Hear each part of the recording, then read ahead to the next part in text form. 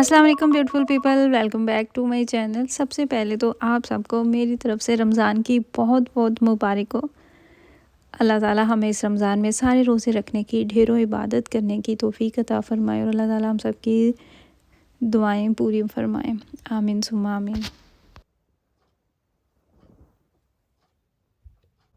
हमें ना तो किसी ने ढोल बजा के जगाना है, ना ही किसी ने गोला छुड़ाना है और ना ही किसी स्पीकर में कोई बोलना है, ना ही किसी ने स्पीकर में हमें आवाज़ें लगानी है कि रोज़ेदारो, अल्लाह के प्यारो उठ जाओ, रोज़ा रखने का टाइम हो चुका है।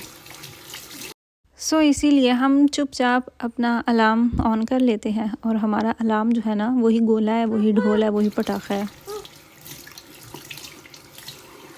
इस दफ़ा हमारे पास रमज़ान के ढेरों कैलेंडर जमा हो चुके हैं। हम चूँकि फ्रैंकफर्ट में रहते हैं, तो फ्रैंकफर्ट में ह्यूज पाकिस्तानी कम्युनिटी है। डिफरेंट मसाजिद हैं यहाँ पे और हर मस्जिद का अपना कैलेंडर है। 1-2 मिनट के फ़र्क से, बहुत ज़्यादा टाइम में फ़र्क नहीं है। तो हमने जो एक समझ में आया कैलेंडर, उसको हमने सेव कर रखा है, अपनी फ्रिज के ऊपर लगा रखा है। तो उसी कैलेंडर को मद्देनज़र रखते हुए मैंने अपना अलार्म सेट कर रखा था। 5:35 पे सहरी का आखिरी टाइम था, तो मैं उस हिसाब से 1 घंटे से थोड़ा सा ज़्यादा टाइम लेके उठ चुकी थी, लेकिन ये भी कम था। बहुत कुछ मैं नहीं कर सकी और अभी आज पहला रोज़ा था ना, तो इसलिए। अच्छा, इसके बाद मैं किचन में आई ना, तो आलू बॉयल होने के लिए रखे, क्योंकि बच्चों का दिल था आलू वाला पराठा खाने पे। इस टाइम दिल तो नहीं चाह रहा होता, लेकिन मैंने सोचा ठीक है बनाती हूँ। और फिर उसके बाद जो मैंने पहला काम किया ना, वो था कि मैंने अपना लेमन वाटर लिया और उसके साथ मैंने अपनी थायराइड की जो मेडिकेशन लेना होती है वो ली। मुझे बहुत ज़्यादा ये क्वेश्चन आता है कि लेमन वाटर के साथ ये ठीक नहीं होता। अल्हम्दुलिल्लाह मुझे कोई मसला नहीं बना और मैंने ख़ुद से इस पर रिसर्च भी की हुई है। आप भी गूगल पे इस पर वो लिख से रिसर्च कर सकते हैं कि क्या ये लेमन वाटर के साथ थायराइड की मेडिकेशन लेनी चाहिए या नहीं, तो आपको जवाब हाँ में ही मिलेगा। और अल्हम्दुलिल्लाह मुझे कोई मसला नहीं बना, इसलिए मैंने सोचा कि मैं ये चीज़ भी क्लियर कर दूँ। आधा घंटा आपने मिनिमम इसको टाइम देना होता है, तो मुझे लग रहा था कि मुझे सहरी बनाते हुए इतना टाइम तो गुजर ही जाएगा। आलू बॉयल करने का जो सबसे क्विकेस्ट वे है ना, वो है माइक्रोवेव में। बहुत क्विक ये हो जाते हैं। मैंने 5 मिनट का टाइम सेट किया था और ये हो गए, आलू बॉयल हो गए। वैसे मैं इनको स्टोव पे रखती तो शायद थोड़ा सा ज़्यादा टाइम लग सकता था।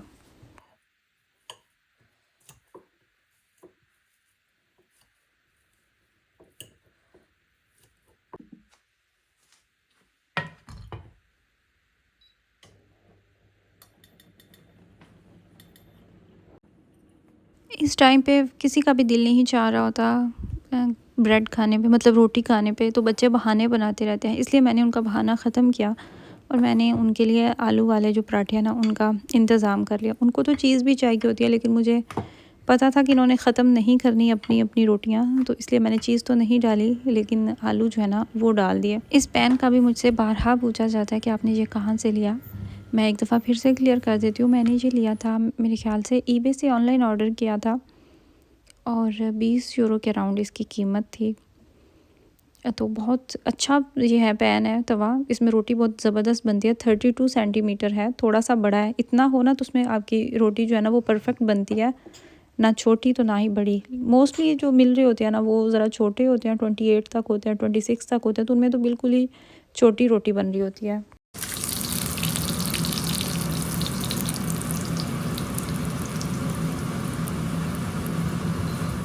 इस घर में मुझे मुश्किल लग रहा है ऊपर नीचे बार बार जाना, क्योंकि जो बेडरूम है वो ऊपर है और किचन जो है ना ये ग्राउंड फ्लोर पे है। तो जैसे ही मैंने पैन रखा रोटी बनाने के लिए, तो उससे पहले मैं जाके दोनों बच्चों को जगा के आई कि जाग जाए, और मेरे पास इतना टाइम भी नहीं है कि मैं आपको बार बार आके उठा सकूं। लिहाजा ये आपने इसी मेरी कॉल पे नीचे आना है, वरना आपका रोज़ा गया। वो ख़ुद भी बहुत एक्साइटेड थे। सहरी के लिए तो बच्चे बहुत ज़्यादा एक्साइटेड होते हैं, बस उनको फिर वो एक्साइटमेंट थी, लेकिन अल्लाह का शुक्र है कि मुझे दोबारा से जाना नहीं पड़ा और वो ख़ुद ही उठ के नीचे आ गए।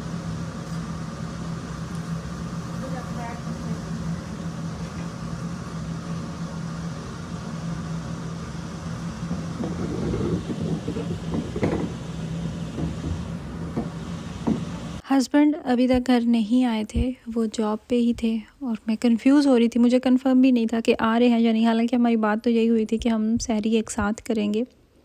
फिर मैंने उनको फ़ोन किया जल्दी से और मैंने उनसे पूछा कि आप कब तक आ रहे हैं, तो उन्होंने कहा कि मैं बस पहुंच ही आया हूँ।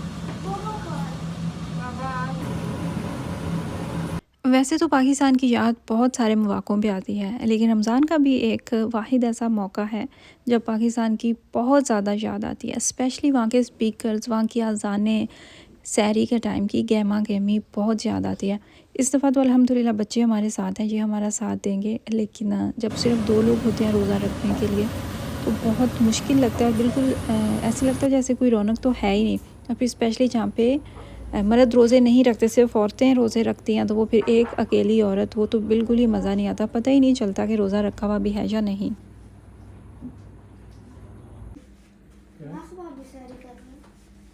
मुझे तो लाइट नज़र नहीं आई उनकी, पता नहीं है सहरी कर रहे हैं कि मुझे इस चीज़ का पहले से ही पता था कि इनमें से कोई एक ज़रूर ऐसा बंदा होगा। मुझे दोनों पे वैसे शक था, लेकिन एक का तो मुझे कंफर्म था कि कोई ना कोई रोटी बचा देगा, इसलिए मैंने अपनी बनाई ही नहीं थी, क्योंकि इस टाइम मेरा भी दिल नहीं चाह रहा था। मुझे बस चाय की होती है कि चाय मैं पी लूँ, वो भी मैंने आधा कप बनाई थी, बहुत ज़्यादा मैंने नहीं बनाई। तो सेम वही चीज़ अब राज कह रहा था कि मेरे गले में पेन हो रही है, मेरा दिल नहीं चाह रहा मैं रोटी खाऊँ, लेकिन रोते धोते उसने फिर भी आधी अपनी रोटी खाई और उसके बाद फिर उसने छोड़ दी। उसकी फिर रोटी मैंने खाई, उसके साथ मैंने रोज़ा रखा। लेकिन ये है कि उसको खुद इस चीज़ की टेंशन थी कि मैंने कुछ खाया नहीं, तो मुझे कुछ खाना चाहिए। फिर उसने बनाना लेके तो वो खा लिया।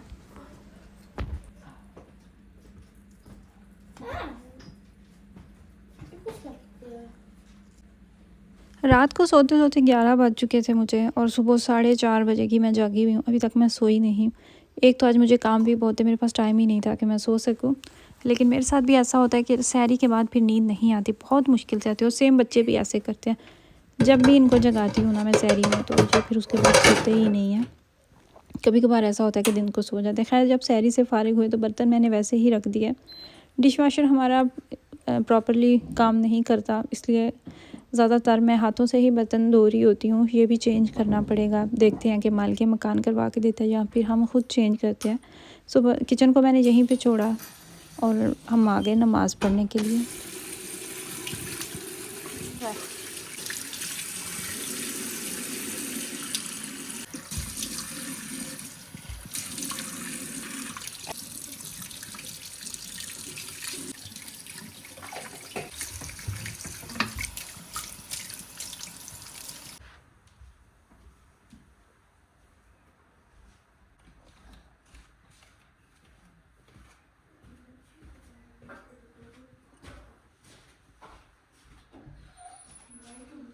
इस दफ़ा पाकिस्तान में भी चांसेस थे कि शायद उनका रोज़ा हमारे साथ हो जाए, लेकिन नहीं हो सका।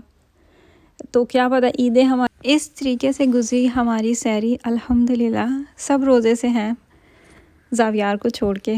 छोटा है, उसको समझ नहीं आई, उसकी आंख खुल गई तो उसने सबसे पहले होना था। मैं आखिर में नमाज़ पढ़ रही थी क्योंकि मुझे कुछ काम थे, तो मर्द हज़रात नमाज़ पढ़ के साइड पे हो चुके थे। फिर थोड़ा सा कुरान पाक शुरू किया, इरादा किया कि जितना हो सका उतना पढ़ेंगे, ज़्यादा से ज़्यादा पढ़ेंगे। और ये जो कुरान पाक है ना, ये मेरी शादी से भी पहले का है। जब मैं अपने मायके में थी, अपने बचपन में ये वाला कुरान पाक मैं पढ़ा करती थी, और इसके साथ मेरी बहुत प्यारी, बहुत खूबसूरत यादें वाबस्ता है।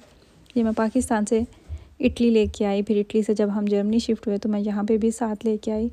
मुझे जो मज़ा ये कुरान पाक पढ़ के आता है ना, वो मुझे कुछ कोई और पढ़ के तो वो वाइब्स आती ही नहीं है। आपसे बात होगी इंशाअल्लाह ताला नेक्स्ट वीडियो में। दुआओं में